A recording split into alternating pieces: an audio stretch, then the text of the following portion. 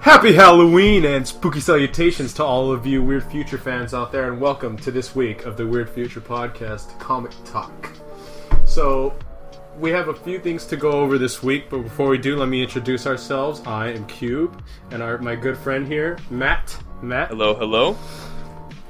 So, we have a few little things to go over before we start reviewing comics today. We have a bit of news to go through. Firstly, if you're living in the LA area, LA Comic Con is this weekend. Stan Lee's LA Comic Con. If you want to see the man himself and get some comics signed by a few artists, you should definitely go. Yeah, I actually like the name that he chose for his Comic Con.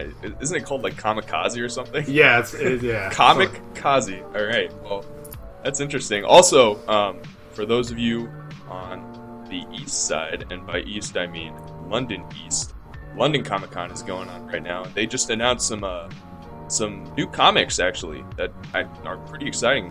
For one thing, we got a new JLA book coming, featuring who was it again? Cube. We got the Lobo. Ray. We got Lobo. the Ray. We got Lobo. We got Vixen. We got Batman, and we got Killer Frost, who I guess at the end of one of the new Justice League comics, or they make a reference to it in one of the new comics that basically she sides with Batman at the end of a comic, and she decides to join the JLA.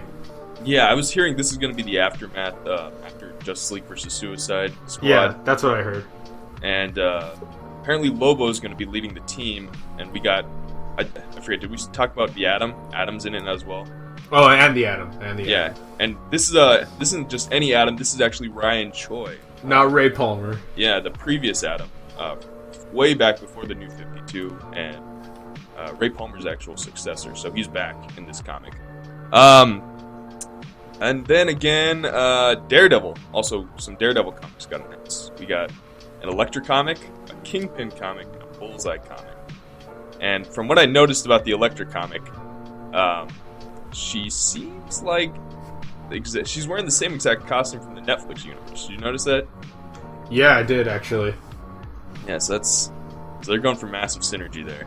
Yeah, so we'll see how those comics seem to bring each other together. But for now, let's get to this week's. Okay, so this week's podcast, we're going to be starting with the Marvel this week. And in Marvel, we had some pretty interesting stuff. We're starting with The Punisher. So this is number 1 in this new series of The Punisher Annual, which follows not exactly Frank, but another person, a cop, if you will, who's been following Frank around. And noteworthy to mention, this is actually a Halloween issue too, so we get some spooky costumes, and it actually starts off with Frank finding another guy dressed up as a Punisher and telling him to, hey, take that costume off. Well, when he finds him, he is also beating the shit out of the man in the alleyway. That too. When I include that part. So I think Frank had a good reason to tell him to remove the shirt. But on top of that, like with this cop, he seems to be following Frank around to get some sort of revenge against someone who's hurt him in the past. And his cop sensibilities have led him to not do what Frank would do and just kill the dude straight up. He just starts following Frank around in hopes of even finding the guy. Overall, it's a one shot like most annuals are, and there's not too much that really carry over, but it's a good read. If you're in the mood for the season, I suggest you go check it out. You want some heavy violence, Punisher's always the guy for you. It's a simple story, not much to it, and at the end of the day, you get what you want most out of a Punisher comic, and it's Frank killing people. But at the same time, I had some minor disputes with this comic. I actually did not like the writing near the end of it. I don't know if you exactly remember, Matt, but at the end of the comic, Punisher shoots someone in the face in front of like 30 children. That doesn't sound like something Punisher would do. That doesn't sound, because like if you've even in the last run they did, Marvel just did for Punisher, he was like, there was a little girl in that issue, and he takes care of her so carefully, and he makes sure to he doesn't want her to see the violence and all this stuff, or like he at least tries to like shield her from that. In this one, he literally walks up to the dude, pops him in the face, and there's like 10 kids standing behind him while it's going down. Punisher is a ruthless dude, don't get me wrong, but he even has a code, and I don't think he would pop a guy in front of some kids. What he'd probably do is throw him in his battle van and torture him for days, but not shoot a guy in the head in front of some kids. I don't know. Yeah, there's a difference. You listeners, I mean, you could have a different opinion, and if you are interested in letting us know, if you think he can pop a guy in the head in front of some kids, by all means, try and defend it. Just put it down in the comments below. Yeah, and then, so, moving on from that, but I think it was okay. The writing was not great, but at the end of the day, the art was decent. So let's move on from that on to Ms. Marvel. So, in the new Ms. Marvel, it takes place somewhat in New Jersey and somewhat in Pakistan. The start of it takes place in New Jersey, and then she flies over. Joyzee! In Jersey! Give me a cup of coffee. No, I think that's Boston. Fuck it. Whoops, slip. Whoops. Anyway, yeah, most of it takes place in Pakistan. She's visiting her grandma.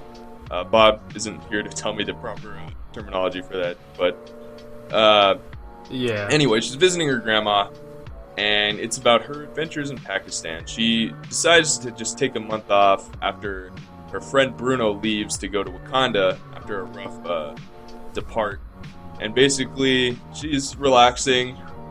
Who she sees that, in the that was airport, kind of coincidental. That was like, I don't understand. How do you plan that? How on earth was he in the airport at the same time? I don't know. What are the that's chances? Never happened to me, at least. That's. Yeah. Okay. Well. Okay. But just besides that weird fact, she basically spends not a month. Not a month. This is the part of the right. No, it wasn't. If you read the story, she spends the first night in her grandma's place, and everybody makes fun of her because she's an American.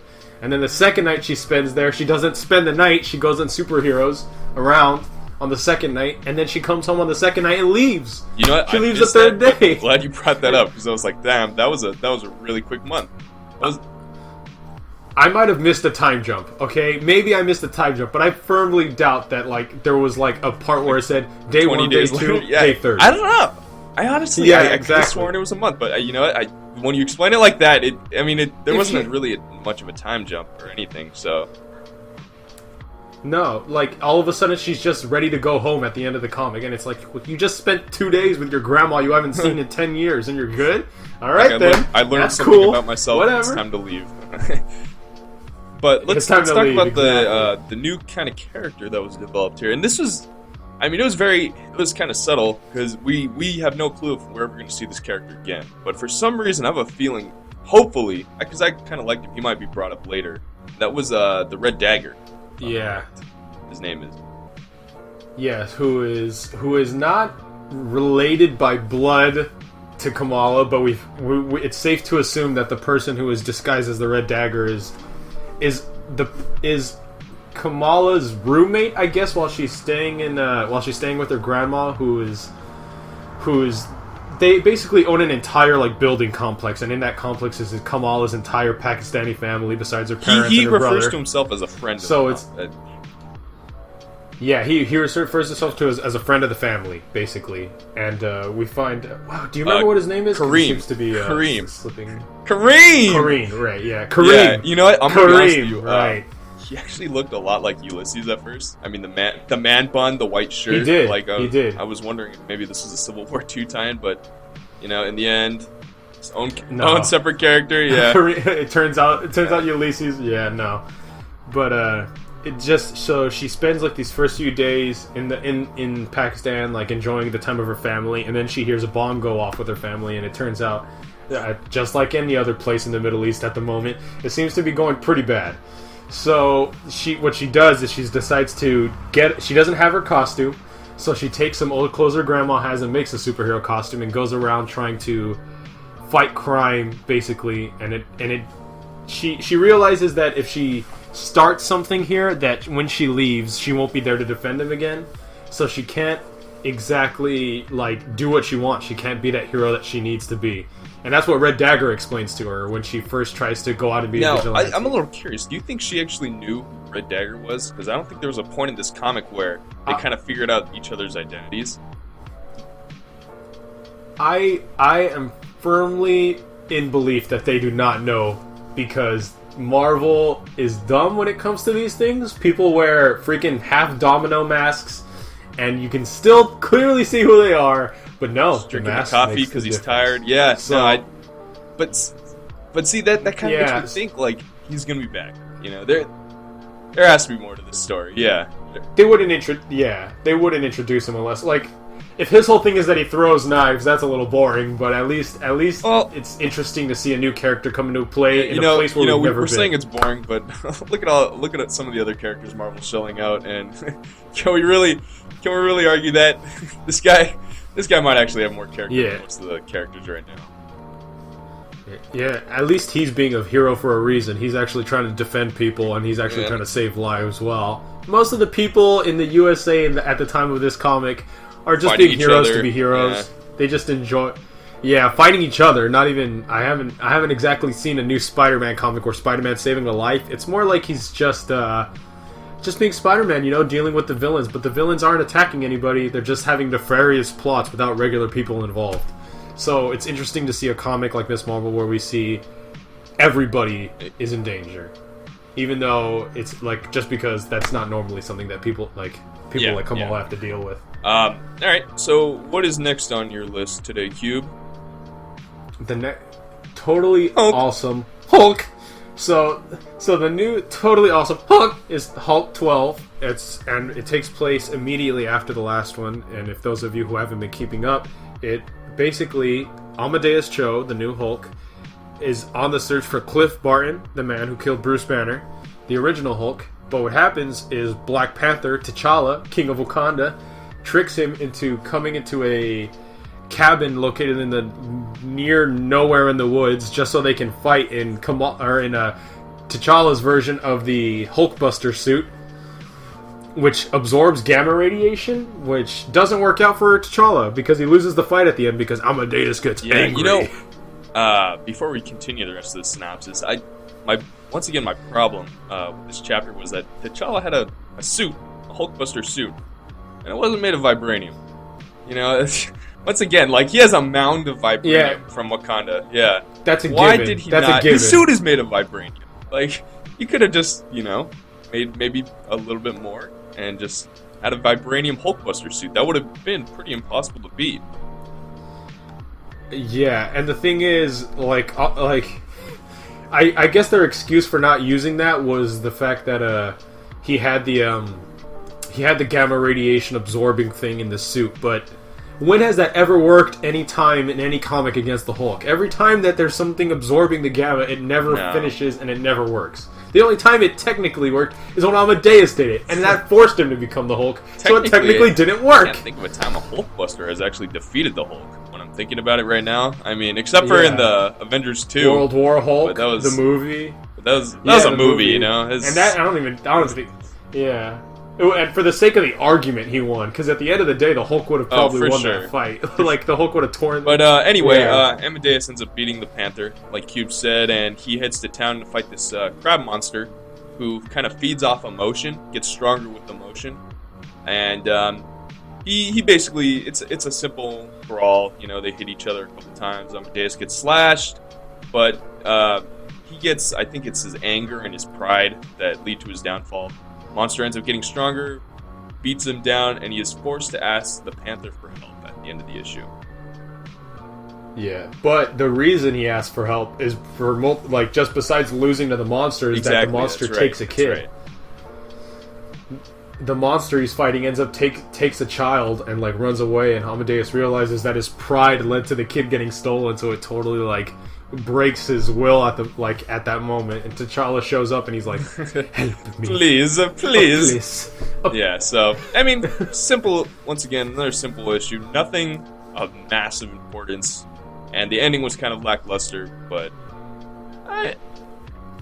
I think it's interesting to see Amadeus finally kind of give in. Although it doesn't really matter at the moment because now we know that T'Challa is on Iron Man's side in the war. If you guys have been keeping up with Civil War, which we'll talk about later, T'Challa has basically taken Iron Man's side, so it doesn't even necessarily matter that Amadeus gave himself up to him, because all T'Challa's gonna do is take him back to Iron Man or do his own thing. It's not gonna make that much of a difference. And if Amadeus just gives himself up and gets arrested by Captain Marvel, and that's where this is going, I'm going to be very disappointed, but that can't happen because we still need to see Champions play out. So pretty much what that means is by the end of this issue, we know nothing's going to happen to Amadeus. Yeah. I kind of wish he would start using more of his like brain. You know, he's the 7th smartest person in the world. Yeah, I want to see. Yeah, I want to see him use the Hulk power in a way that Bruce hasn't. I want to see some like gamma claps. Like yeah. That. Like I want to see him use the powers in a way that we've never seen Bruce use them. Because Bruce just brutalizes everything. He doesn't think he does. But on Bruce's side, I have to control. admit, he usually when he was the Hulk, he was savage. He didn't have control over his form. I mean, I'll admit there were a couple times where he controlled the Hulk form, but this is a new Hulk. I want to see some new things. Like some new issues with some new tactics when he goes into a fight. Gamma snaps and some gamma claps. Yeah, that's all I want to see. And if you can't deliver, then that's okay, I guess. All right, what's next on the list? So, the next on the list is the Okay. Yeah. Go ahead. So, this was actually a pretty interesting issue. I think you would be better off explaining this. It has more to do with old comics and stuff, and you seem more well-versed in that it's matter. actually a really quick and simple synopsis. Basically, the new Mighty Thor, Jane Foster, is conflicted over the Civil War. So she goes and talks to Heimdall, watcher of the Bifrost Bridge, asks him for advice, and basically Heimdall recollects a story about the time the old Thor, the Odin's son, came to him for advice when Dr. Doom was kind of trying to annex another nation. Basically, Heimdall tells Thor not to fight. He's like, we're gonna win anyway, you told me so. So they go down, they fight. In the end, it actually makes matters worse, and Doom ends up annexing the nation. So basically, a quick little story, and you get a kind of an unheard story way back when the Avengers were the original roster of Iron Man, Thor, Ant-Man, Wasp, Captain America, and Hulk. Well, I don't think Hulk was in this issue, but you get the gist. Yeah. I don't think Hulk was in the issue, but yeah. But one of the things I noticed, one of the really big things I noticed is Marvel uses something called the sliding timeline. So basically, that's why characters that have appeared in the 60s are, still around today. Everything just kind of moves. And what I noticed was when Iron Man is talking to a Captain America, in the 60s, Rick Jones used a ham radio to connect all the Avengers, and in this one, it's not a ham radio anymore, it's social media. So, yeah. So I thought that was an interesting little tidbit about this story. Kind of curious that they're kind of moving more in the modern age. I remember when they were trying to shift it into like the 80s and 90s, but now it's social media. It's all this was taking place today. It's a little funny that we go over this comic just because one of my biggest issues with this comic is that it relates to Civil War 2 in general in a really big way because so Heimdall can see the future, and he makes it a point to say to the new Thor that if he sees the future, if he goes out of his way to see the future, it locks events into place. That's his defining thing, that if he chooses to use this power, which he doesn't want to use, he says he doesn't like using it because he doesn't like knowing that the future has been locked into place, but he will do it if a son of Thor asks him to do it. He decides to do it for him, and then he asks at the end of the comic, hey Jane, would you like me to tell you how long you have left to live, basically. And she says no, she wants to believe that she still has some semblance of control. So you're telling me that Heimdall has the perfect future vision, and he sets events into place, but Ulysses cannot even promise me a vision. Ulysses cannot promise me a vision, so how is Heimdall not more important than Ulysses at this point? How is not everyone in the universe trying to steal Heimdall so he can force visions of the future curious. that they want? Well, you know what it could be is, like you said, when he sees the future, the visions are locked in place, while Ulysses is more fluid, which, in my opinion, is worse. Like we've already seen in Civil War, a lot of this stuff hasn't come to pass, and it's led to casualties. But Heimdall is more definite. If he says, "Oh, the Hulk's going to kill a whole bunch of Avengers," that's going to happen. It's going to happen. So, but I agree with you. Heimdall's the proper precog. He can see the future exactly how he needs to see the future. So, and nope, nobody's fighting over him. Nobody's asking him for advice. Nobody wants to see if the future plays out through him. Nobody wants to know through the future of him.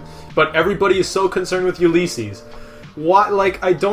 I'm really failing to understand, because there are other Pre-Cogs in this freaking comic, and we're still ignoring them because Ulysses seems to have a it's the tentacle Pre-Cog. They got to make the Inhumans seem important so they can replace the mutants. Yeah, it's Inhumans. Inhuman. All right, I think we covered that. Like, once again, like a lot of these issues this week, kind of an episodic issue, real simple. Yeah, more very simple. You get the whole gist of it in one issue, and it explains it really well. And to be in all honesty, I really like this issue. I like the flashback, and I like the idea that Heimdall doesn't like using that power, just because it really some character really building for changes Heimdall things. for sure. So it's really interesting to. Yeah, which is funny because when was the last time we really saw him? So that's cool.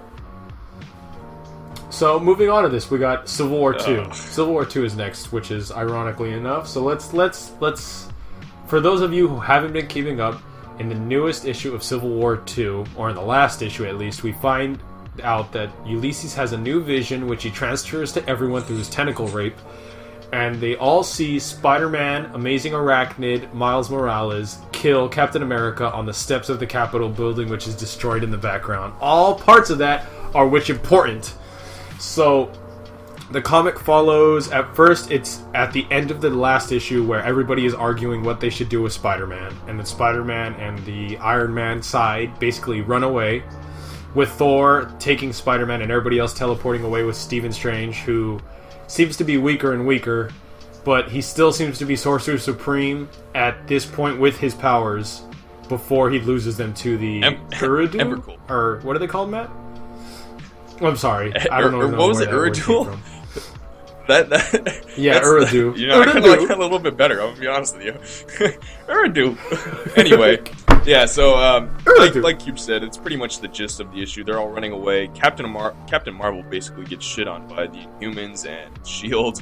They're just saying, you know, this is starting to go a little too far. T'Challa, one of her strongest allies, even gives up on her and goes with Iron Man to his secret base, which is an old Nick Fury hideout. And basically, what ends up happening is Miles Morales starts to break down, and at the end, the big takeaway from this issue is Miles is now in Washington, D.C. Yeah, now he is at the place where he wants this to is actually happening. see. So he wants to it's see really what's interesting. gonna happen. Yeah, so what I'm really interested in seeing is for like two things. First, I want to see what Miles does, because now he has to deal with this vision, and if it comes to pass, then I'm not sure how I'm going to feel about it, because I still feel like Captain America stood a pretty good chance of fighting Spidey. So I have a feeling if he is fighting him, that he's going to let himself lose. Here's the thing about this. Bendis is writing this, and Miles Morales is Bendis' love child. And so far in the Spider-Man comic he's been writing, Miles has managed to beat basically every. Yeah, he beat Blackheart. He beat a demon. He beat Blackheart. Just period. That's pushing it, man. And so far, Bendis was pushing the new Iron Man, Riri Williams, who he's also going to be writing. So I'm starting to think this is just a book where Bendis can kind of further his goals for his characters. Yeah, and like actually in this issue as well of Civil War, we find out that Riri was at this. She is there with Iron Man and them at the scene where everybody sees Miles. She was partaking in the fight. Yeah, she was partaking in the vision and in the fight, and then she doesn't have a name yet, but it's gonna be Ironheart. Everybody knows.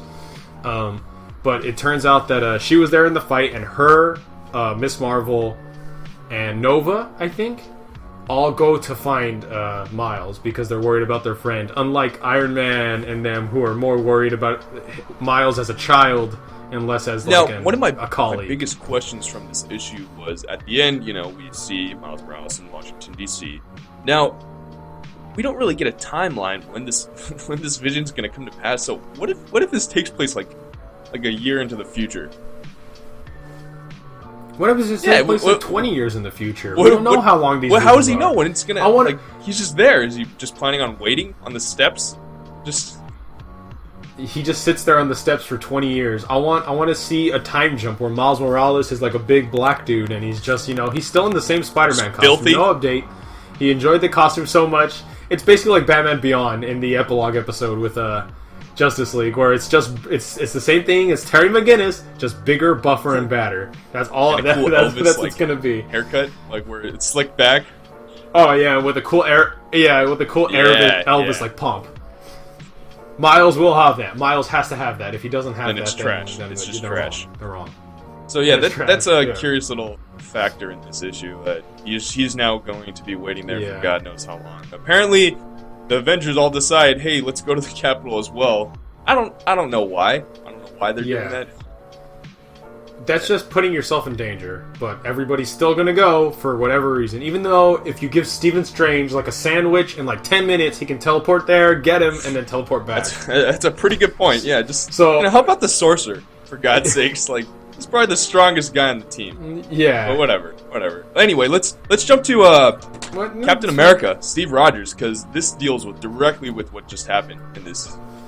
Yeah, this pretty much reflects this, but we're seeing it all from Steve Rogers' point of view. But before any of that, the beginning of it starts with Steve Rogers as a child.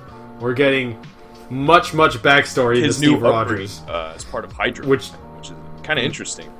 Yeah, he was in a basically like a all boys home, or no, it's like a boarding school, but the boarding school is directly under it's basically a Hydra training facility for children, and they keep trying to train Steve Rogers, but as a kid he keeps trying to run away from them. and then that's where we see the introduction of an old character, one of my particular favorites, the Kraken. The Kraken, that really got me. I thought that was really cool to see him. I love his costume. So he is basically telling Steve, hey, why are you running away, man? You're going to end up being like the best out of all of us.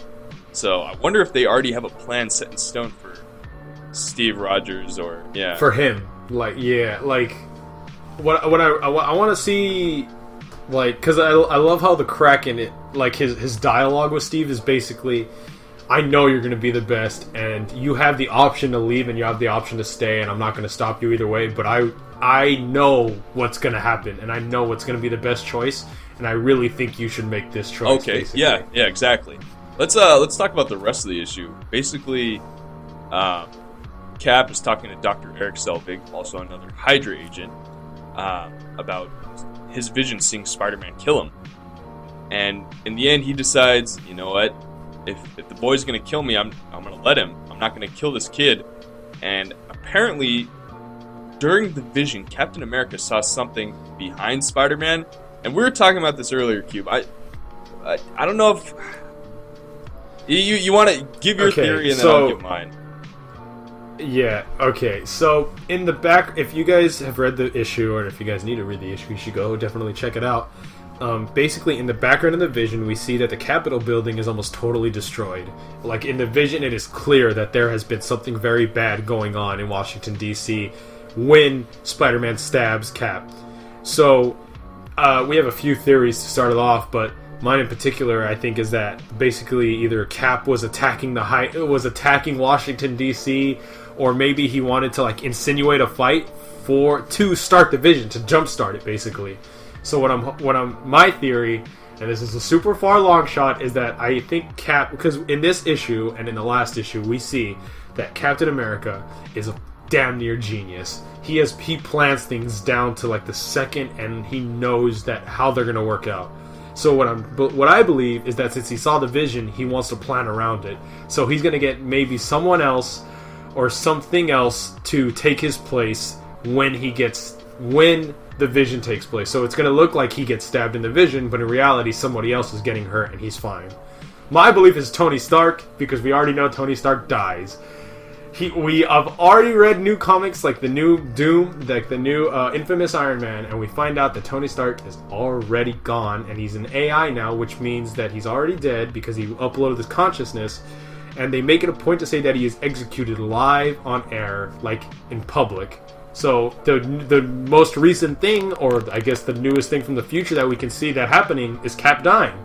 So that's just my assumption. Well, Matt? I think that's an interesting theory. What I was thinking of, at first I thought it was a mistake on the artist's part, that maybe the flag that we see, the American flag was actually supposed to be a Hydra flag, and it was supposed to represent that Captain America has already taken the capital, taken Washington, D.C. Yeah, he's already won. But, I don't know. Basically... Oh, yeah, I remember my theory now. Basically, what he saw was that the capital was still standing, and in the ruins of Washington, D.C. So, that's different from what we saw in Civil War, I believe, 5. So, maybe Captain America saw a different vision. Maybe these visions are a little more selective than we think. You know what? That's actually a very interesting theory. I would really like to see that's how the theories work out. That everybody, like the way Miles can tentacle the visions to you, you see the vision in a particular way that nobody else does. So maybe that each person, each superhero is seeing something different. They're all seeing Spider-Man killing Captain America, but maybe there's smaller things that they're not noticing, and Captain America was the only one able to notice some of these things. Or maybe Captain America's just that good, and he saw something that we're all at this point, with this run, I can honestly believe it. This guy is so calculating. He is so believe that. Precise. Yeah, I love it. I love everything about it. I love the idea that because I never thought Cap was dumb in any of the old comics or in any of the stuff I've seen him in. I always thought Cap was just a level-headed dude who had a very good sense of morality, and he was he's Cap.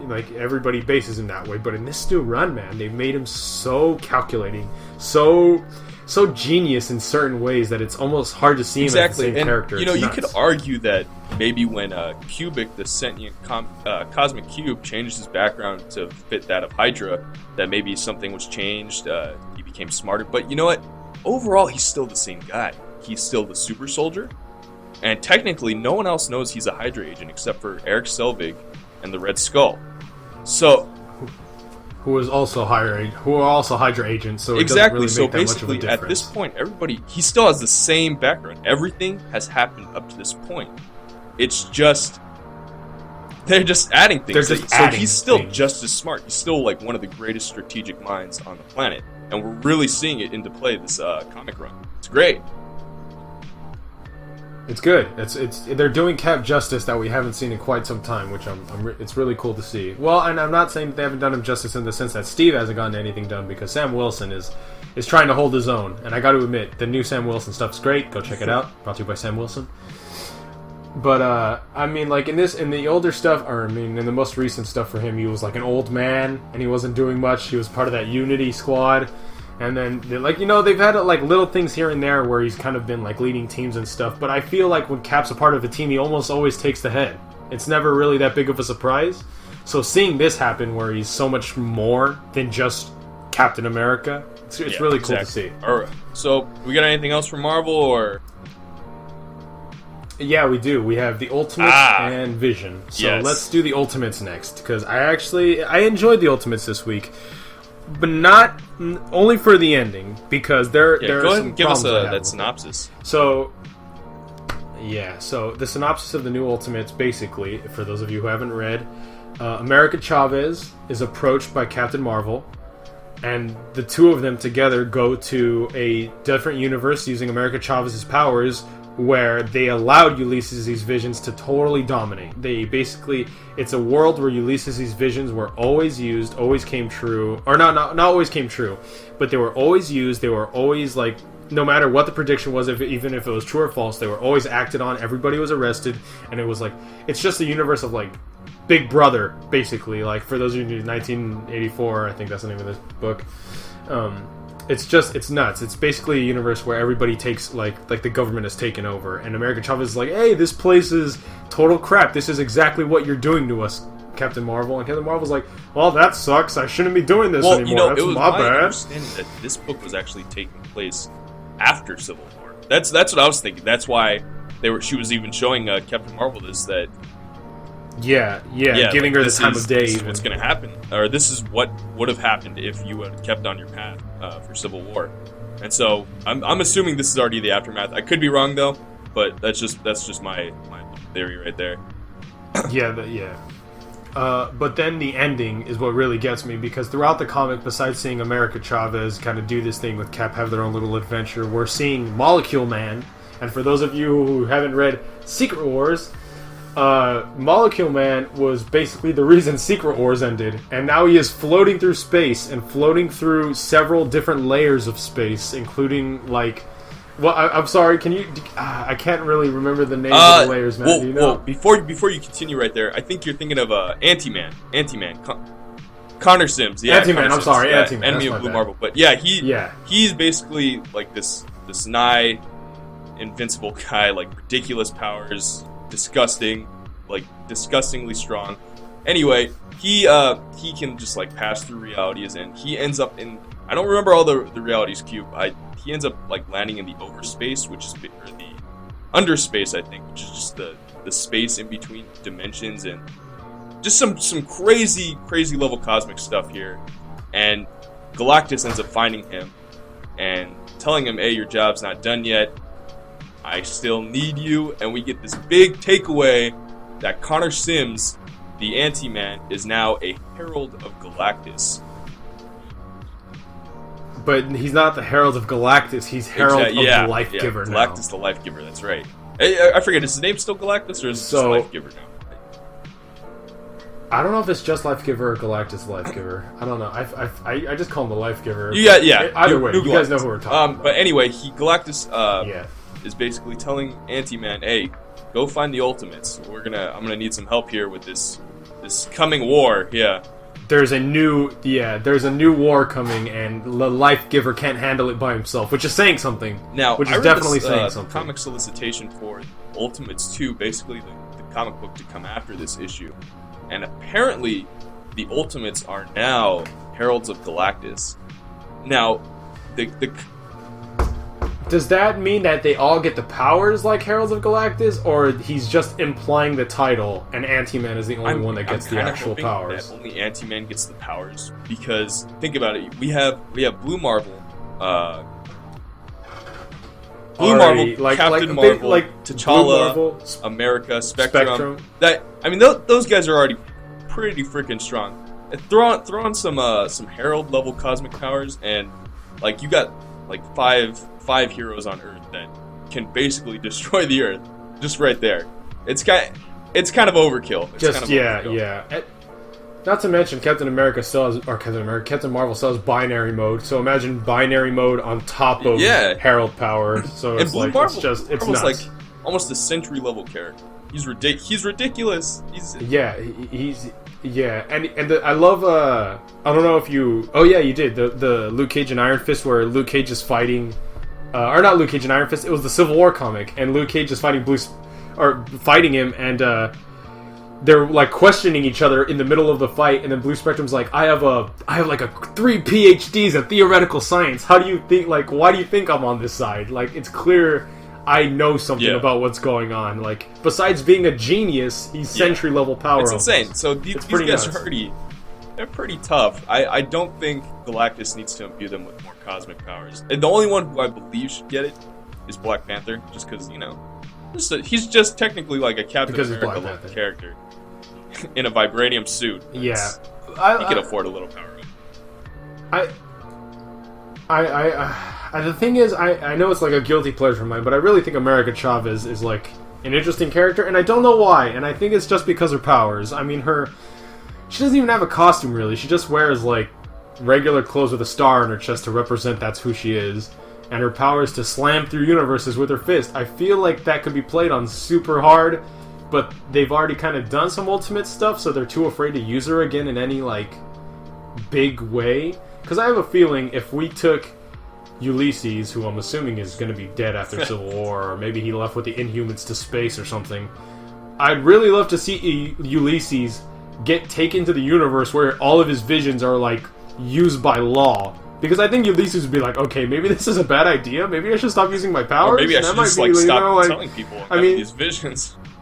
Yeah. Maybe I'll tell the Inhumans, but I'm not going to tell anybody else, because these are like, if I keep acting on them, then we're going to have some problems. Yeah. So that was my problem with the comic. That was my number one problem, is that we see this universe where it happens, and America Chavez could have gone there at any time. Why couldn't she show? Honestly, why wouldn't she show that to everyone in the beginning? Exactly, that's my problem. Why wouldn't she just be like, "Hey, Cap, before you start using supervision or super precog vision to start dishing out the law, here's a universe where it's already happened. Well, already, it's a bad idea. We've already kind of talked about two really big plot holes in Civil War 2. I mean, one with Heimdall, America Chavez. Yeah, Chavez. Exactly. So the plot isn't very sound altogether already. So whatever. Yeah. Let's just chalk it off as bad writing.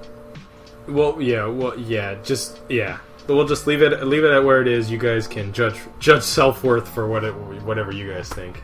Let's move on though. So our final Marvel issue, which is I imagine both of our favorites at the moment. It's fantastic end to the run by. I know you have especially been enjoying this, so I'll let you give the synopsis it's fantastic. here. For those of you that have been keeping up with the Vision, basically last issue, Vision goes to kill Victor. Mancha, I might be saying his last name wrong. Basically, another robot son created by Ultron goes to kill him. His wife Virginia, another synthezoid created by Vision himself, gets to him before Vision does and kills him. So basically, this issue deals with the fallout. Vision goes home, meets his wife. Hey, how you doing, honey? you just murdered someone. You okay? And basically we find out that Vision's wife has decided to commit suicide by drinking some very toxic water from the planet Zenla, home of the Silver Surfer. She dies in Vision's arms. What's the daughter's name again? Viv, there we go. Not the dog, the daughter. The daughter. Sorry. I was talking about the dog. The daughter is the dog. But basically, Viv meets up with Scarlet Witch. Scarlet Witch gives her some advice, brings back her dog, and in the end, Viv decides to leave. We find out she later goes and hangs out with Champions. And the big ending for this issue is that Vision has kind of refused to let his wife die. We see him actually working on his wife, like maybe fixing her, doing something. I don't know, but I have a feeling we might see Virginia come back as some kind of weird villain. I don't know. That's my theory. But anyway, great run. Really kind of depressing ending. But overall, top notch. I suggest you guys go read the entire volume. Like the entire just run. Great stuff. I really enjoyed the entire run. Everything about it. And one of the big parts about the ending what I really liked was the dialogue. Not even just the art. The art was fantastic, but I like the dialogue because they make it a point to say throughout the end of the comic, it is listing how the Visions moved into this place. That's right. Outside of Washington, D.C. It's like the family of the Visions moves outside of this small town outside of Washington, D.C. And there they lived in this address and this home and they had a happy family and these were their neighbors and these neighbors lived these lives and all this stuff. And it's basically, the ending dialogue isn't just about the Vision. It's about how they moved in and how everything around them was like changing because of them. I really liked it. I thought it was really interesting. The Visions, a great family book that you can read to your kids and the whole family. Yeah, take all the issues, read them to your children, and then kill your son with electricity, kick the dog into the wall, make your wife drink poison water, and let your daughter become a superhero. Period. The end. That was basically the synopsis of the entire run. So you guys got the gist. And then I don't know who in particular it is, and I don't want to say I'm wrong, but at the end of the comic we see something very spoilerish. I don't know if you guys are going to be listening to this or not. If you guys want to, it's all you. But we see the Vision making another. I thought that was his wife. I don't know. His wife. Yeah, that was the. Was it his wife or was his son? No, I think that's. I thought it was his son. That's the point I brought up earlier. I don't think he's done with his wife. He wants to bring her back. That's. Either way, he could bring both of them back. I have the comic actually right here in front of me. Well, you know what? It is a robot. Actually, we're not certain it's his wife or it could be his son. It's definitely someone new. Yeah, there is no direct facial features or anything like displayed on the robot, so we can't tell if it's man or woman. All we know is that the Vision is now making another robot. So I don't know. Personally, I'm hoping it's either his wife or his kid. Maybe he's making a whole new person. Maybe he's making a whole new wife. Maybe he's like, you know what? First, Virginia was good. Let's try again. Lonely. I like how Vision still is. I'm lonely. So he's still there. No, he does, and he's by himself with a dog. That made me sad. That was like the saddest part for me, is that because at the end, for those of you who have read it, basically, Wanda rebuilds Sparky. I guess I don't know how she did that. No explanation there. Magic. But the Vision's dogs come back, and then we see Viv go to school, and the Vision is left at home by himself, and it's kind of sad. It's kind of somber, seeing him see his daughter leave for school, and he's just standing there with the dog by himself, nobody to talk to. His son is gone, his wife's gone. Can't exactly communicate with the dog. That's funny. Yeah. So just like the end, he's alone. Just like most times, the Vision ends up alone. Sad and depressing. But I think that's it for our Marvel for this week. That was it's pretty strong week for Marvel. I got to admit, besides a few little plot holes here and there, they've had some good runs. So you guys should go check it out, because now we're moving on to Detective Comics DC. All right. So we are going to start with Action Comics. All right. Now it wasn't a strong issue. It wasn't a strong issue by any means. It wasn't particularly as strong as some of the more recent ones. What was the arc name again? They have like a special little tagline above the... Oh, Lois something. I gotta find it. I already forgot. Is it Lois is back or something like that? Yeah, it's something simple. Lois Lane, back at the planet. Yeah, Lois Lane back at the planet. So, for those of you who haven't read, we get basically a filler on what happened in the Superwoman comic and what's happening kind of now with Lois Lane of this universe basically being dead. So, to preface this, for those of you who didn't know, Lois Lane and Lana Lang became Superwomen. One having the power of like red lightning Superman, and the other having just generic Superman powers. Lois having the generic and Lana having the red lightning. But what ends up happening is Lois dies in her tenure as Superwoman. So what ends up happening at the end, or in this comic, is Lois of the other universe that came with Superman and her son John was emailed, I guess, or text by this is so confusing to explain. Both Loises got into contact with each other before the Lois of this universe died. So the new Lois basically has decided to fill in her spot in memory of the original. Which it's kind of a little creepy, honestly. And interesting.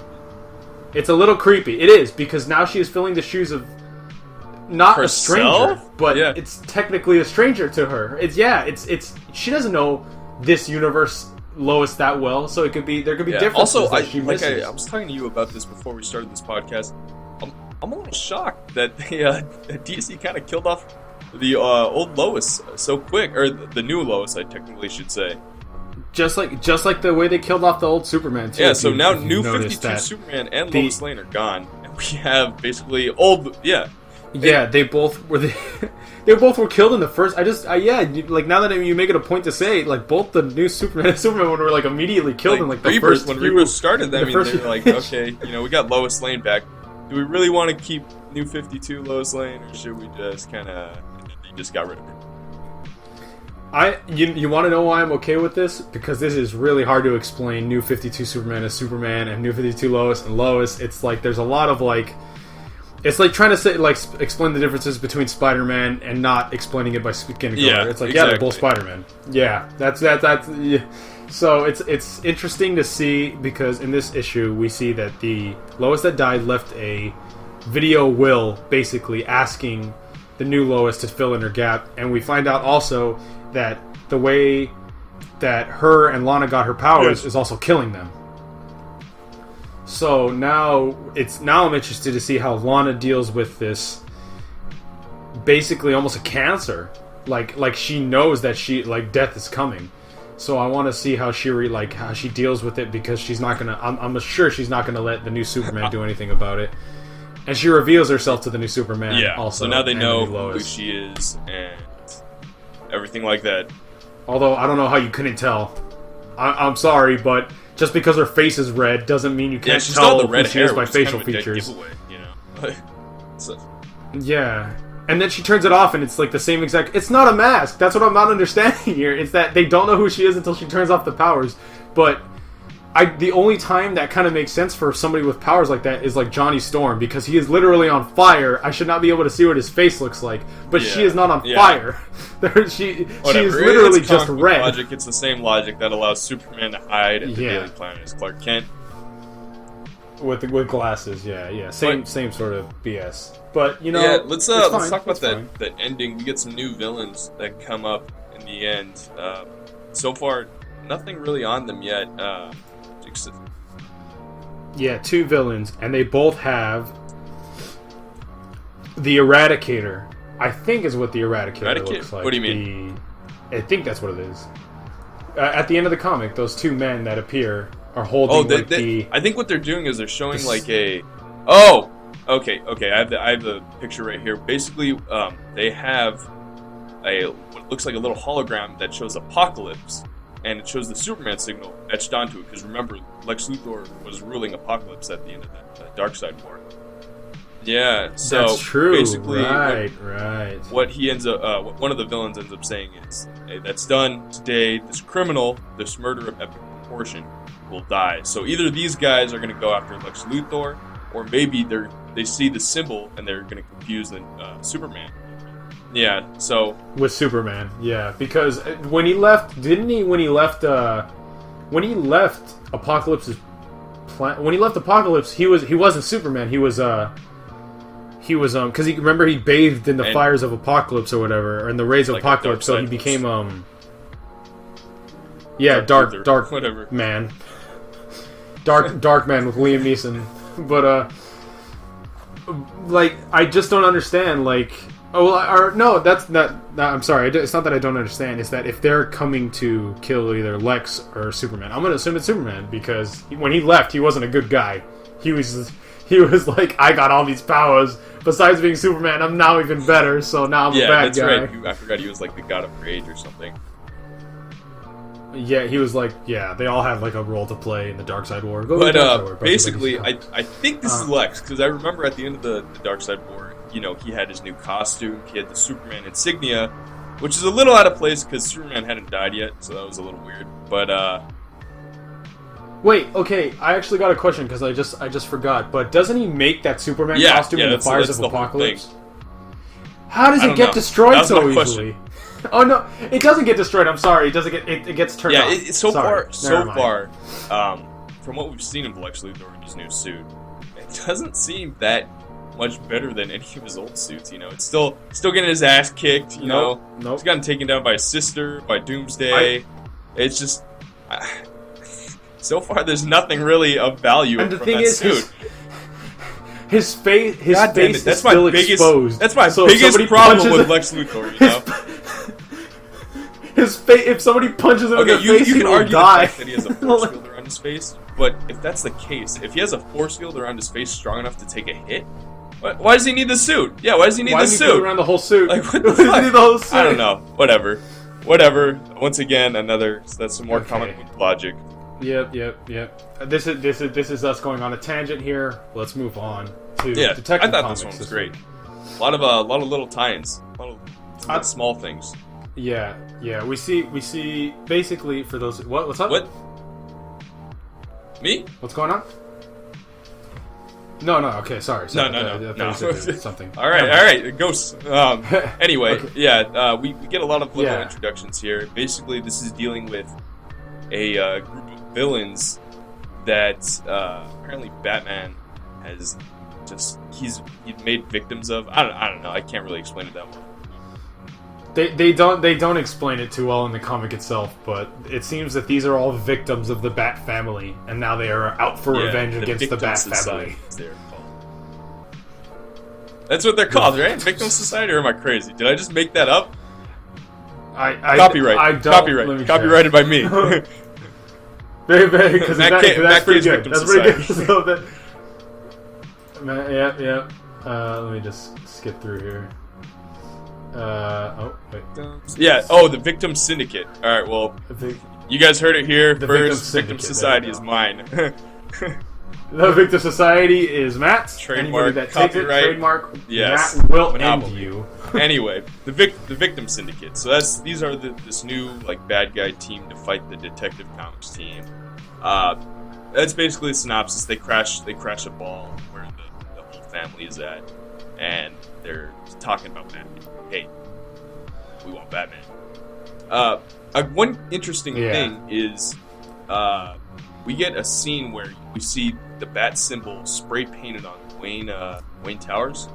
It says no more, basically, bat symbol.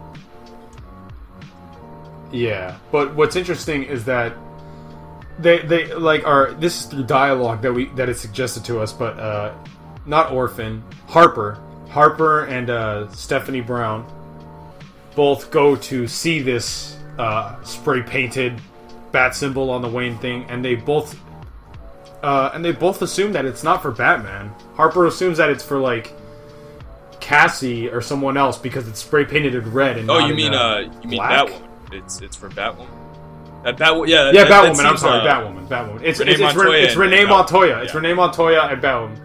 The question. No more. Okay, now there's no question comment coming out, and this is fucking you. I love the question. What the hell is going on? Renee Montoya is just a BS cop. If you guys can't tell, and they even make a joke. Cube likes the question. I don't know if you guys could tell from that, but just a little tidbit right there. Okay, so she even makes the reference and says, that is the question, so you cannot BS me anymore. Renee Montoya is in there, bring her back, bring Vic Sage back. I know he's dead, I don't care. Okay, so what ends up happening is they crash the Victims Syndicate crash this ball, and it ends with them declaring their intentions. raiding the ball, and we see that each of them has like thing. No, their own shtick almost. Like one of them's like one of them has like diseases, and the other one is like one of them is like a dude with I can't even explain them well enough. Like their visuals. Like one of them is a crippled, one of them is like infected, one of them has like syringes coming out of their hands. They're all wacky in some way, and they all have something wrong with them. So I'm assuming that's why they're called the Victims. Let's talk about the small things in this issue. For one thing, that bat symbol was painted on Wayne. Like I was saying before, it was painted in the Wayne Tower, which makes you think, do these guys know who Batman is, or is it just because Bruce Wayne has had like a connection to Batman in the past, so they just decided, hey, let's do this to Wayne Tower? What do you think? Do you think do you think they actually know who Batman is?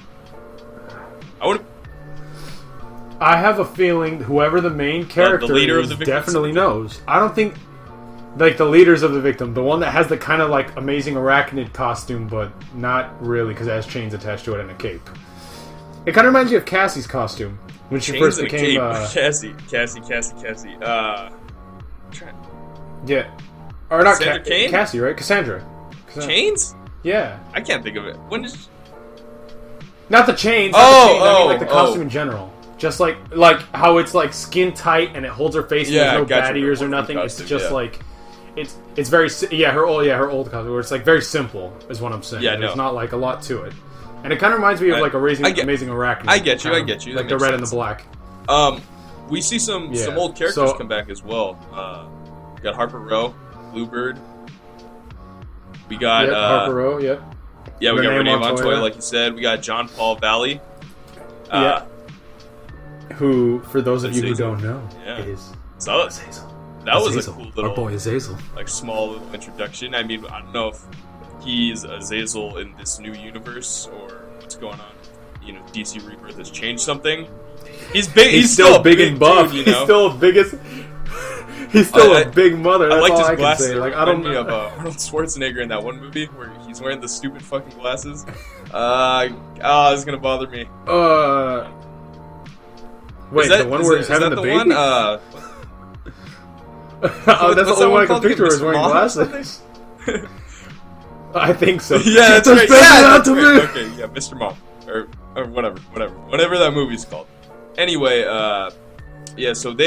so he makes an appearance, and then we get kind of an older character, but was introduced in the New 52, Lucius Fox's son, Batwing. Is it Batwing?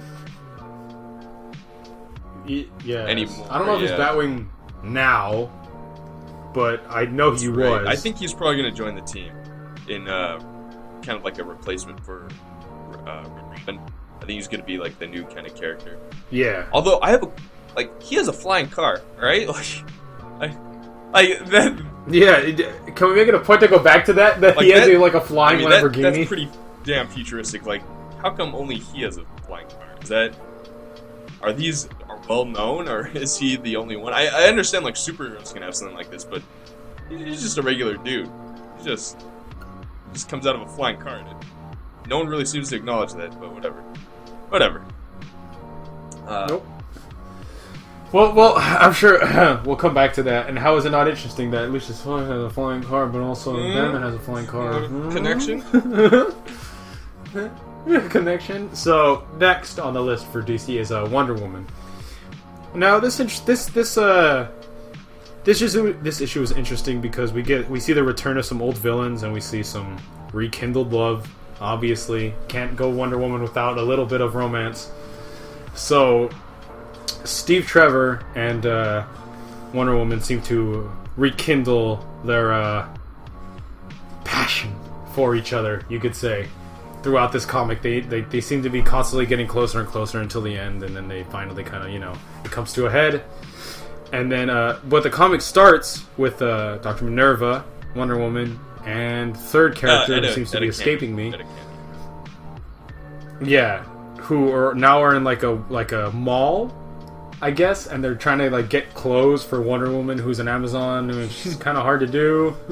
And now Dr. Minerva's dressing in regular clothes because she's not a cat anymore, so she's super happy about that, I guess.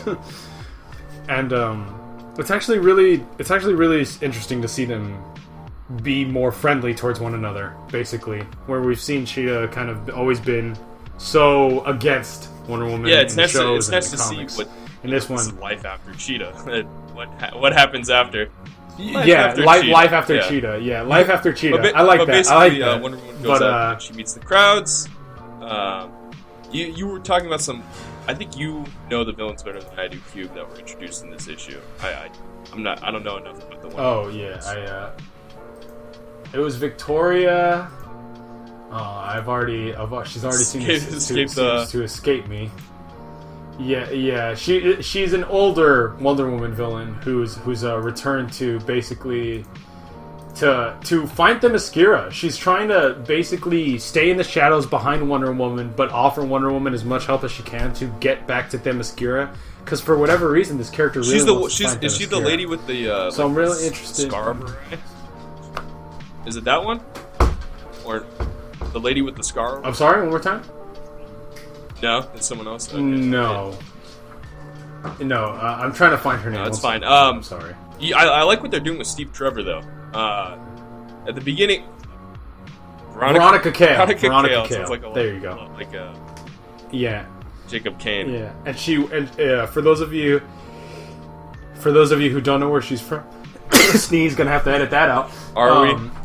The character, the Veronica Cale, is like a past Wonder Woman villain who doesn't agree with Wonder Woman's views because Wonder Woman just like comes into this world or comes from Themyscira and automatically has power over men and all these things, and she hates her for it. She hates how powerful Wonder Woman is without doing anything. Yeah, that's right. That's what you're telling me. But what I was saying is I liked what they're doing with Steve Trevor. They're kind of looks a lot older now. Looks older. He has like the goatee. He does. He has the pomp.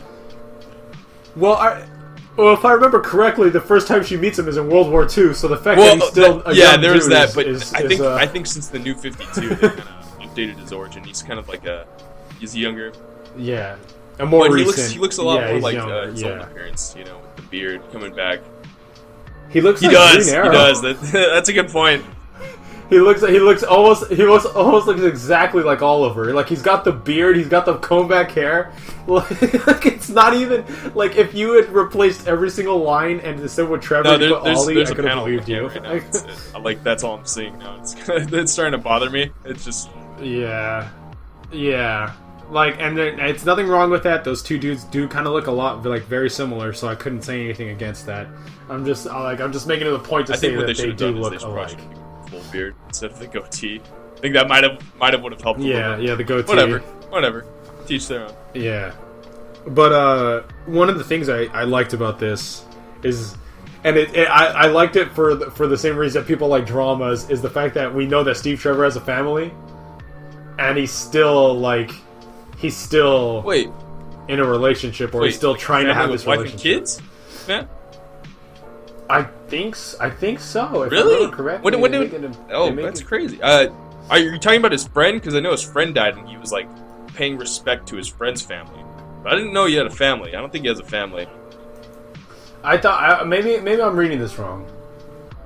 Maybe I read this wrong. Maybe he doesn't have a family, and no, yeah, I don't think he has a family, man. I don't know. I don't know. Maybe but I you know what? You read could be right. I actually don't know a lot about Steve Trevor. Yeah. I don't know enough about him to dispute otherwise. But like for the sake of the comic, you know what? So something's going on. So that's all we know. Family or not, he's kissing. But the ending here is basically Steve Trevor and WonderWoman actually make it. They find Themyscira thanks to some help, and it isn't as she remembers it. It's not as we've been seeing in these origin stories that they're giving us and every beautiful. Issue. It doesn't look the same, and the biggest thing is her mother is definitely not the same person we've been seeing in these little origin stories either. We get like this blonde Amazon. Usually when we acquaint with her, we think she's like a black-haired, like she's always been a goddess, but we always kind of make her less warlike and more regal. She's always wearing a dress. She's always very calm. She always has like the kind of Wonder Woman silhouette going across the. She's very regal in nature whenever we see her. No, it's fine. She's definitely more of a. Yeah. Don't worry. Yeah. She looks more like a warrior. Yeah. Yeah, and this one she's clad in armor, and she has blonde hair now, and I don't know if that's if it's someone different. Because something's definitely off here. Something is not right about this scenario. Not to mention the island looks like shit. The island is like totally destroyed. The trees are burned. It makes us really question what is the year one story that's being told right now? Is it the true story, or are we about to get the real story right now? So kind of interesting. Yeah. Who knows? Thing right there. Yeah. But moving on from that, we're actually going to move on to a little less serious one. We're on a six-pack and dog welder. Personal. So for those of you who have no idea who we're talking about, go listen to the past few podcasts because we've actually talked about this run a couple of times. So six-pack and dog welder is two members of a team called Section 8 who are basically a group of royal fuck-ups who are basically, it's a group of weirdos who decided to become a group of heroes. And Six-Pack is like a fat dude who loves beer, and Dog Welder has his hand up a dog's ass, and that's how he has to talk. And he welds dogs to people's faces. Now, you can't really assume that from the name, so I just had to explain that to you guys. Dog Welder. Nope, I never would have gotten it. I honestly never would have gotten it. I don't. But moving on from just their names and stuff, we find out in this issue, for those of you who've been keeping up, is that Dog Welder had a family before he became Dog Welder, and he really wants to go and see them again because he was never able to talk until he had his hand up a dog's ass.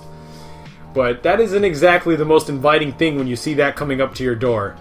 So he scares his children, he scares his wife, he's trying desperately to reconnect with them, but there's no way he can do that.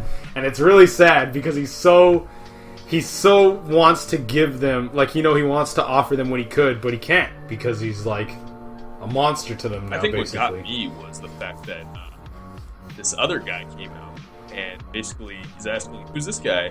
And she's like, oh, this is my husband, my new husband. my new husband. So, what's up? That kind of sucks, man. I mean, yeah. You feel really bad for him. Despite the comical, for those of you... Yeah, the comical relief. Like, for those of you who don't really know about these Section 8 characters, is that they're always, like, really joke characters. You don't really see too much actual emotion in these comics besides, like, you know, like the generic emotion that you'd get in any old character. But in this one we actually get really sad because we see Dog Welder's family has moved on and he is like broken by it, and he's like scaring his children and he hates himself for it, and it really messes with his head. Yeah, it was really depressing for this issue. Yeah. But you know what? There was some comic bits too. Like John Constantine is still following him around, and yeah, for the when you guys read this comic, John Constantine is basically riding the Silver Surfer sword. He's got a gun that's called the Hellblazer, and he's wearing a space helmet. Has there even been an explanation for that yet, or no? Nope, there has been zero. I have no idea why he was wearing that. We don't even know what's going on, so. But he is basically trying to help Dog Welder realize his true potential, I guess is what they're trying to say. And I'm really interested to see what it is. But in this comic, the entire team of Section 8, including John Constantine, go to the pyramids in Egypt. And one of my favorite lines comes out of this, Matt. That's right. I told it to you earlier, but it's really funny. Constantine, when he starts going into the pyramid, and everybody's like, how many times have you been to this pyramid? And I'm not going to get the accent right, obviously, but Constantine says, don't be a pillock. I've been in and out of these more times than I've been in and out of Zatanna's knickers. So that implies to me he's also slept with Zatanna, which is nice. That's a nice little touch right there. I really like that. It's really funny. It's good to see Constantine get his two bits in there. They've been really killing it with the humor. Like despite the nature of the sad stuff. I don't understand it. I don't understand how. Yeah, like the sad stuff is pretty sad, but DC's side comics have had some really good humor in there. The Hanna-Barbera stuff is like hilarious. I don't get how they're doing it so well. Honestly. Yeah, they need to trade up some writers or something because their jokes are they're on point. Exactly. I am Beetle. Crap! Did we ever find out the name of the? We should have. No, we didn't. We did not find out. John Constantine is actually flirting with one of the members from Section 8, and that sounds normal, but you guys gotta check out who this member is. It's like a mass of tentacles and meat and livers and hearts and stuff like that. It's not explained too well, and it's the character that's in a relationship with Bueno. It's weird. It's weird, but you guys don't really have to know much going into it. You can just honestly read it for the keks. And just assume they're weirdos, and you got the gist of the story. Weirdos. Just don't think too much about it. Yeah, being heroes. Weirdos being heroes. Read it for a good laugh. Yeah. But moving on from that, read it. Six Pack and Dog Welder, I really enjoyed. We're gonna move on to Deathstroke next, which is it was pretty good this week. I actually enjoyed it. So, for those of you who've been keeping up, Deathstroke in the last issue kidnapped Damian Wayne and is basically using Damian as a distraction for Batman and Ravager because Ravager has had a hit put out on her. So Deathstroke is trying to find out who that is, but he can't have Batman and Robin hounding him on every corner, so he captures Robin and he threatens Robin and Ravager's life, so Batman has to deal with that before even trying to catch I actually Deathstroke. And I'm not the biggest Damian fan. But honestly, this one I'm not. But in this one, he was good. I was actually reading this, and I was like, "Wow, this is actually pretty good. This is pretty good characterization." If you need someone who talks Damian's shit, your man. Damian talks some mad shit. I'm heading over to a panel right now. It was one of my favorite ones. Is it when he's talking about his son? Let's see, only opposed. You're not my. Yeah, so for those of you who haven't read the comic, basically Damian is captured and put in a big water vat and is slowly filling up and he's chained to the bottom. So Deathstroke is there talking with him while Damian is basically trying to figure a way out of the vat before it basically drowns. Before he drowns. No, sorry, I didn't mean to interrupt here. I got some good insults. Go for it. Damian insults. Basically, there's one part where Damian says, "Heard you applied for the League of Assassins once. Blinky couldn't pass the eye exam." So he made another one. Last time we met, I defeated you with my checkbook. Since you're a sellout anyway, let's say I give you a nickel and we call the whole thing off. So he's just shitting on Deathstroke the whole time, and he for every step of the way. And he's of the way. I don't know if you already mentioned it, Q, but he's in a little silo that's filling up with water, And this guy's totally calm. Yeah, you know, yeah. he's like, yeah, fuck it, let's insult this guy.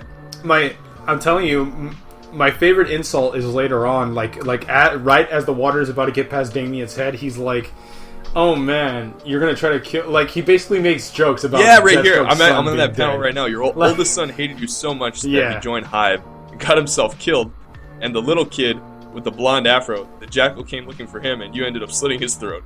Like Jesus Christ. And then, Damien may not be my favorite Robin, but when I need someone to talk shit, I know. This is my last one. This is my last one, just because it's so good. He's talking about the son still like, boy, Thanksgiving must be a real hoot at the Wilson house.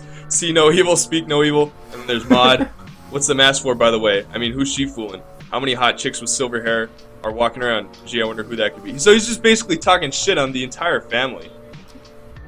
Yeah, on the entire Deathstroke family, on the entire Wilson. Another good characterization was Batman. You know, he's not even concerned. He was very his son Robin. He's just like, He's like, if I couldn't trust Robin to get out of this situation, he wouldn't be a Robin. He wouldn't be a Robin in the first place. Deal with it. I got bigger fish to fry. I'm not gonna stop doing my job just because you people are interfering. I thought that was fucking brutal, but it was great at the same time. No, that's exactly what Batman should be, and that's why in some of the new comics, that's why a little bothers me about Batman. Like that's why All-Star Batman is really good to me right now. And if they had, and this is like the ups and downs with All-Star Batman, going on a little tangent here. Sorry, everyone. But in All-Star Batman, we see that Bruce and Harvey Dent have a flashback, and that's why he's so dedicated to getting Two-Face to the jail.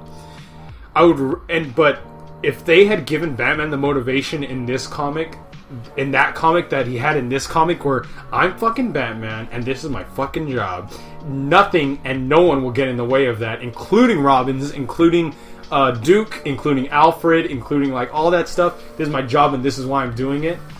I would have been, if not more interested, the same amount as interested, just because it's either you get like an emotional backstory or I'm the hard-hitting motherfucking It's Batman. either one of the two.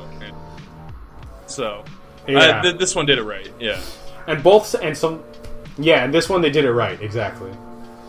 So, I got to admit, I really enjoyed it. Wrapping it up at the end of the comic, for those of you who haven't read it, basically, Damien finds a way out. We find out that his hair is fake. His hair is basically like latex explosive, and he sticks it to the side of the vat and explodes it, which doesn't kill him, first of all. I just want to make it a point to say that he sets an explosive right near his face, and it doesn't kill him, it gets him out. And then, right as he gets out, you find out that Deathstroke was never actually outside of the vat. He was just, like, talking to him over the radio while Deathstroke was doing his thing, trying to figure out whoever's trying to murder Ravager. And it looks like at the Ravager. ending, he has a knife to Ravager's boyfriend's throat. So what is... Yeah. Where's that going to lead? Yeah, what's going to happen What's there? going on there? Yeah, yeah, so I'm interested.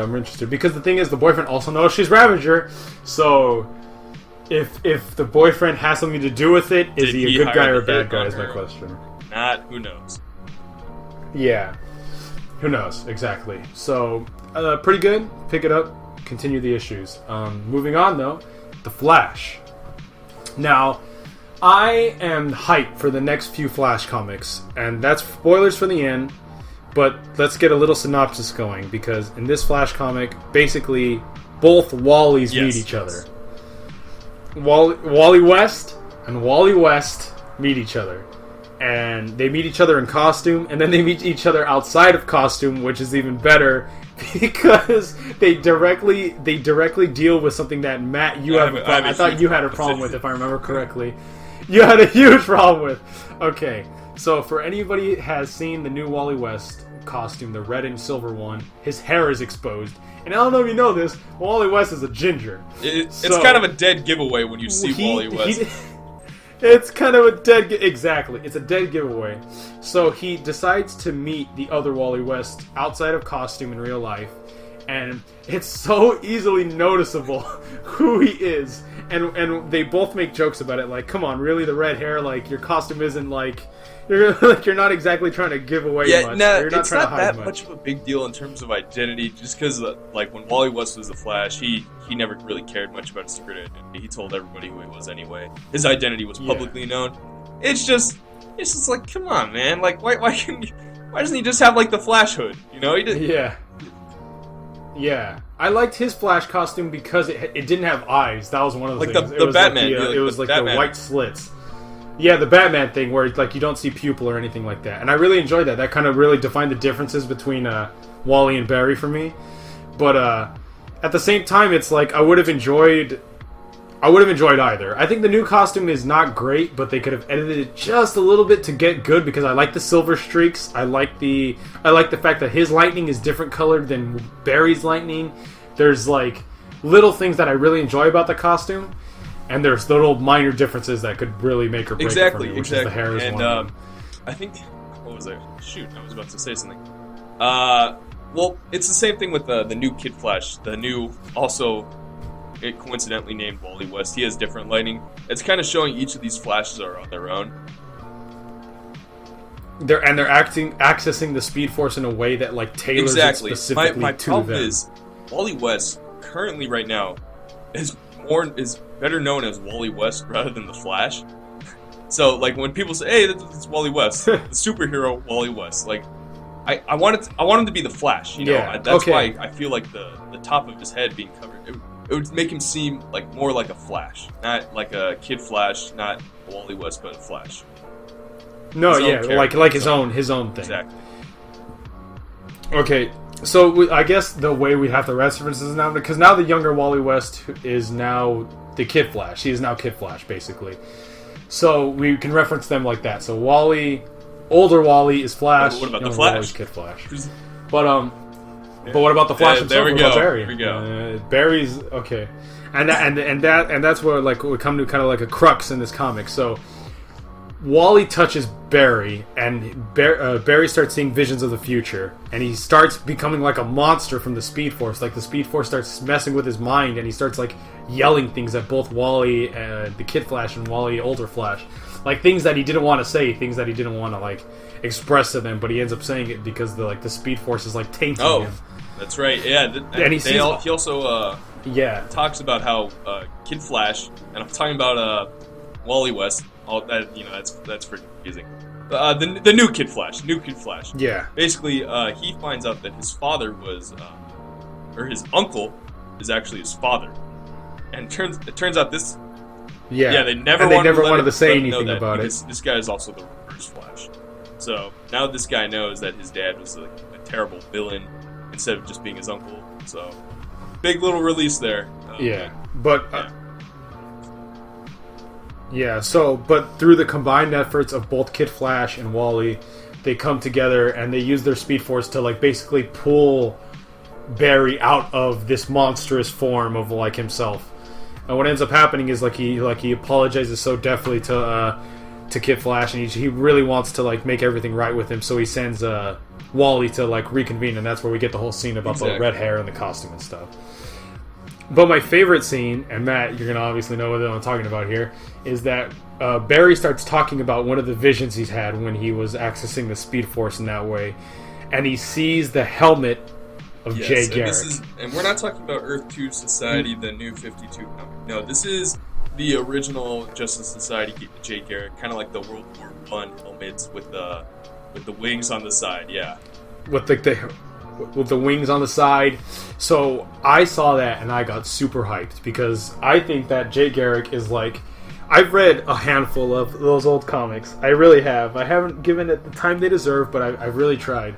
And every time I do, Jay Garrick, Alan Scott, all the old Dr. Fate, like all those members are so cool. They all have like such in-depth backstory that has been literally building for 60 years. Yeah, 60 like, plus. Honestly, they've been around forever. For like 60 plus years. And the thing is, like, you'd think that would get boring after 60 years, but we haven't seen him in this issue. We haven't seen how the Speed Force affects him or like what's going on. And the fact that the Flash sees a vision of the future and the first thing he sees is a flash from the past. Well, yeah, I thought that was really hyped. We got Wally West back, and he's been missing apparently. But the thing is, yeah, and he was missing. The thing is, the Justice Society is also missing.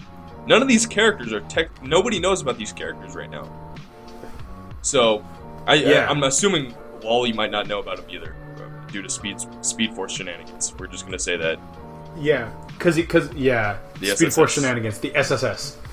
Or anyway, SFS. Here's hoping that they're coming back. I agree with you. I love the Justice Society. I mean, I feel like that was the hero generation that kind of did it right. You know, we had the older heroes, and then we have new heroes passing. Yeah, the torch. Younger heroes getting taught, and so like you get the older heroes kind of all being mentors to these younger heroes, and like time has gone on, and they're just get older and older. Yeah, Wildcat, Wildcat Sun, like all those guys. Yeah.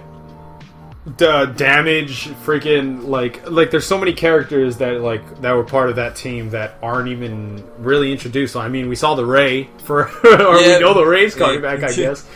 But what really interested me was that when Barry sees the helmet, he doesn't say it's directly Jay. He's like, I saw this thing when I was seeing this vision. Yeah, of the future, so maybe he's gonna have to do the same thing he did with Wally West, kind of drag him out of the Speed Force. Yeah, his memory will start to come back. That'd be really cool to find out that Jay Carrick has been caught in the Speed Force. The thing is, the rest of the Justice Society is missing too. So it would have to be all of them. Yeah. They're all running at the same time. They're all running. Just like all running. That'd actually be really funny. Oh, that'd be amazing. Yeah. It'd be like the intro to a cartoon. They're all coming out of the Speed Force, like running together. Oh man, but I don't know. I'm really interested to see where it goes, because I think, like, yet again, just like we've been to the point to say now, that we just really enjoy those old characters, and we love to see how they reflect the new characters and how they teach the new characters. So I really hope that this plays out for the better. DC Rebirth, you've been doing good so far. Just bring back Justice Society, and we're good. Yeah. And here we go. And here's the main reason DC Rebirth has been good, personally, in our opinions. Yes. Hal Jordan and the Green Lanterns. Hal Jordan. And the Green Lanterns. Oh my. And the Green Lanterns. Okay. Listen. Before we get into the synopsis and everything, Hal Jordan and the Green Lantern Corps is a simple formula. You know, they've done this whole thing before, Green Lanterns versus Sinestro Corps, but it's just so good with this issue. I mean, oh man, the fighting is fantastic. It's basic. It's every Green Lantern story we've heard. It's good guys versus bad guys, the green versus the yellow. That's all it is. It's so simple, except they managed to write it and draw it so well. The dialogue is fantastic. The art is fantastic. Each Green Lantern kind of gets his own personality. Sinestro actually gives Hal Jordan respect. He's like, yeah, you're a little shit who never met anything. Yeah. No, he's like, yeah, I admit, you're a pretty tough dude. Like, I'm not gonna go easy on you. Yeah. So okay, so let's give a little synopsis of the whole thing leading up to this. So Hal Jordan and the Green Lanterns is basically Hal Jordan and the Green Lanterns versus Sinestro and the Sinestro Corps. And what happens is Hal Jordan and Guy Gardner end up on Warworld with the Sinestro Corps. Separately. Guy Gardner is being tortured. Hal Jordan is actually taking on the majority of the Yellow Lantern Corps by himself. Which is by himself. That's cool, man. Yeah. And what ends up happening is at the end, Sinestro shows up, and in this issue, Sinestro shows up to fight Hal Jordan all by himself. And Hal Jordan and him are just beating the living shit out of each other the entire time. And what happens is Guy Gardner manages to escape thanks to Sinestro's daughter, who releases all of the prisoners. And they're joining up with the other Green Lanterns, getting ready to attack. Yeah, and the Yellow Lanterns that didn't side with Sinestro, basically, is what I'm understanding. And the rest of the Green Lanterns that were trapped all come together to meet Oa, or is it Oa? Mogo. It's Oa, right? Or is it Mogo? Yeah. It's Mogo. It's so Mogo, the Living Planet, and the rest of the Green Lanterns are coming to fight Warworld. But what ends up happening is on the way there's like an explosion, and it rocks all of them, and they don't know what's going on. Like it's an explosion of concentrated will. And it rocks all of them. And you're thinking of the Green Lanterns, they could just absorb it. Oh, hell no. Yeah. It almost fucking wrecks them. And then they're like, what the hell is going on? And immediately after, they see Guy Gardner and all of these other Yellow Lanterns coming to meet with them. And it's not really explained unless you've read the comic, but what happens is Sinestro and Hal Jordan are having this ultimate fight of fear versus will, where Sinestro is using the fear engine to like power himself, and Hal Jordan is like releasing concentrated will, like pure will to fight each other. And at the end of it, Sinestro and Hal Jordan are like head to head, and Hal's basically like, myself. I'm just like I was never planning to leave this place. I came here to fight you, Sinestro, and that is the end, period. And he literally releases the concentrated will, and it explodes Warworld. And my favorite scene is like the scene where Sinestro is trying to block the will with his hands, and his literal body is getting melted away. Like skeleton and meat is like literally showing as Sinestro is getting eaten away by pure will. And the planet explodes, and you have like a freaking comic, that scene with their faces, okay. Yeah, with the faces in the sky, exactly. He's so calm. Yeah, he's like he's smiling. Yeah. So I don't know if you like. Okay, to reference it for any of you who have read these other comics, like if you guys have read the comics Uncles with Spider-Man, if you have read that comic, it's a comic where basically Spider-Man is dealing with this whole uncle situation with the Fantastic Four because Johnny Storm dies, and at the end of the comic you see Uncle Ben in the clouds. Wait, take that, but with Hal Jordan and Sinestro. Wait, Uncle Johnny and Uncle Ben, they were both in the clouds. They were both. Yeah, you gotta read the other comics, the whole thing. Okay, yeah. Anyway, back to the story. A couple little things I liked from this issue is one, Sinestro basically tells all the Yellow Lantern Corps, like, hey, leave Warworld. This is me and Hal's fight. No one else interferes, or else you're dead. You're dead to me. And the Warworld, isn't probably gonna make it. I love that scene. We're gonna post in the video, but it's just Hal and Sinestro. They're about to get ready to start this bout, and you just see they're like his will is crackling and the fear is crackling, and they're like flexing and they're like about to charge at each other. And it's so good. Yeah, the line, one of my favorite lines right before they fight is it's in that panel right there, and it's Sinestro is talking to Hal Jordan, and he's like, "How dare you come into my home and do these things?" And Green Lantern or Hal Jordan basically goes, "Yeah, I walked into your home, sat at your table, and kicked up my boots on the table. What the fuck are you gonna do about it?" and it's like, damn, dude. Yeah. Like Hal Jordan is ready, man. He is ready to end this. That's going on. I'm reading the comic right now as we're going through it, and I like this one panel. Yeah, because that'll happen. Face it, we're both too damn hard-headed to change. Your head is filled with stone, while mine is filled with conviction. And that's right as Sinestro is about to hit Hal Jordan. It's just kind of cool, you know. Like the dialogue's great. Yeah, it's the reason I think we really like it so much is just like it's taking it to the next level. Like we always enjoy when something takes an idea, like the Green Lanterns, it takes it to the next level. So when we see Hal becoming this concentrated will and Sinestro becoming concentrated fear, it's like taking it literally to the next level. Like they're butting heads at that point where like nothing can withstand it. It was great. It was a great issue. Fully recommend you guys go pick it up. It was fantastic. Even though we kind of spoiled most of it, it's still just a good issue to have in your collection. Honestly, just this run has been fantastic so far. Just go check it out. Okay, yeah. So, but I think that was pretty much all of the comics this week, guys. So, if you guys have any other comics that you guys would like us to read, any other runs that you guys think we should go back and do, we're talking about doing some other little shows here and there, so be ready for those to come out. So, this has been The Cube. And this has been Comic Talk. We'll catch you guys later.